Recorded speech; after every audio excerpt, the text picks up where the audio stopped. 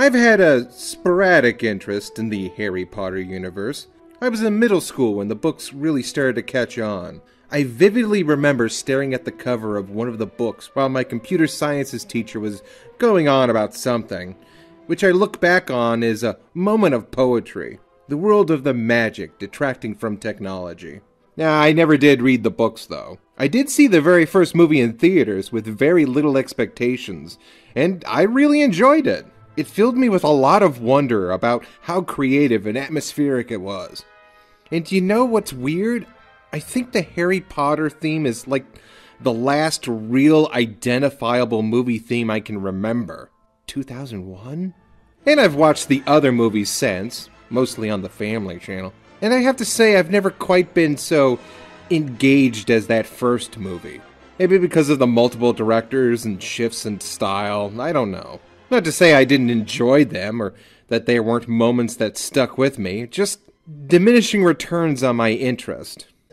But then I saw the trailer for Fantastic Beasts and Where to Find Them, and I was like, oh, okay, that actually looks really interesting.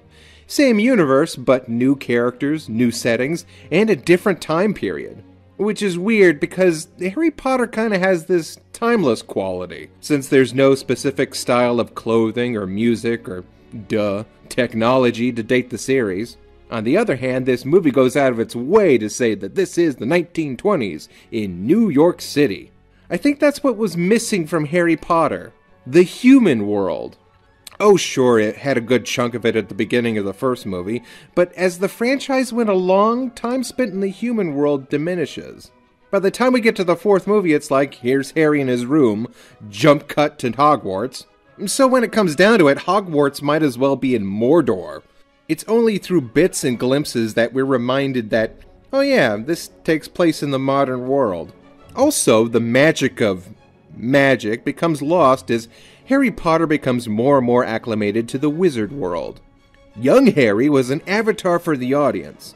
It was like, oh wow, magic! And then, oh yeah, magic I guess. And then, bullshit magic. But there are so many fresh eyes and new situations for our characters to deal with. Newt is a British wizard in America. What? The no magic. No magic. The non-wizard. Sorry, we call them muggles. He's got a crazy case of magical animals that even other wizards have never even heard of. And on top of that, this movie has given me a lot of things I've always wanted to see in this world. Like a muggle interacting with wizards. You fought in the war? Of course I fought in the war. Everyone fought in the war. You didn't fight in the war? I work mostly with dragons. Ukrainian iron bellies. A muggle trying to pass off as a wizard. Had you ever seen a house elf before? No, of course I have. I love house elves. My uncle's a house elf. A muggle beating the shit out of all these weird magical assholes. And a sexy black house elf. I was going to say this might have been a little too risque for a Harry Potter movie, but then I remembered that we were introduced to a whole class of girls through butterfly orgasm. So, yeah. This movie is basically a self-contained microcosm of the franchise.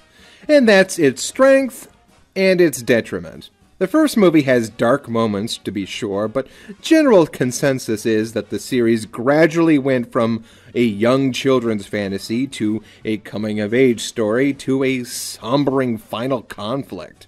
This movie jumps around that gambit in about 2 hours runtime. One half is this bright, wide-eyed, magical adventure with Doctor Who-Little's out-of-this-world menagerie. And the other half is this dark tragedy involving extreme poverty, xenophobia, child abuse, and class warfare that culminates in a string of dead bodies, including a teenager being gunned, wanded down in cold blood by a bureaucracy that seems just as bad as the DeviantArt OC villain that was revealed at the tail end.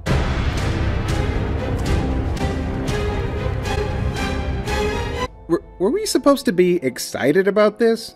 About the possibility of Johnny Depp showing up in the next movie? You know what I'm really enjoying? All these wonderful character actors. I'm so glad there's no obnoxious stunt casting to ruin... Oh. I find it interesting that the adults, specifically Jacob Kowalski, go on this whimsical adventure, while the children have to face this brutal and bleak situation, which does create some narrative contrasting. Next.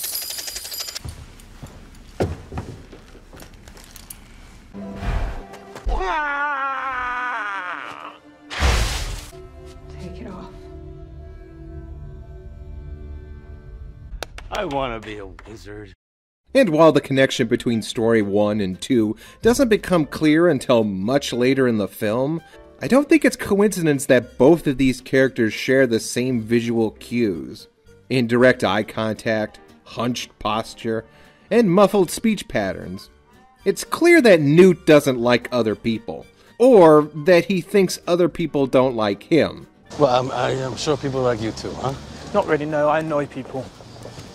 Whether his obsession with magical animals is the root or outlet for this is unimportant, but rather that he has a calling and a purpose. But poor Credence has no real friends or passions, which is why he turns into an Obscurus. Can someone please tell me what this obscurious thing is, please? When we were still being hunted by muggles, young wizards and witches sometimes tried to suppress their magic to avoid persecution. It's an unstable, uncontrollable dark force that busts out and attacks. I will say I like how this film keeps you guessing until the very moment of the reveal. Unlike the one later in the film. Oh, who would have guessed that the bad guy with slick white hair was the bad guy with slick black hair? All in all, I'll say this movie has left me ambivalent. I'm frustrated by some narrative hiccups. I'm heartbroken about what happened to Credence, even though this supposedly meant that he got away. Was that supposed to be clear?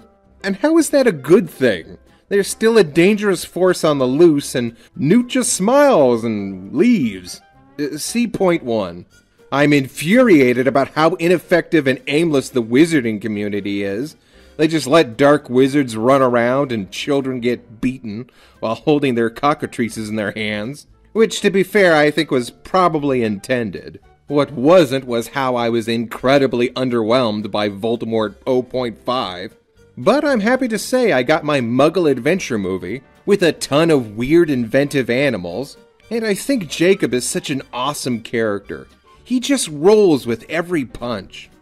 And it just goes to show you that the real hero of your story can be a little stout, a little awkward, but it doesn't matter if they've got plenty of charisma.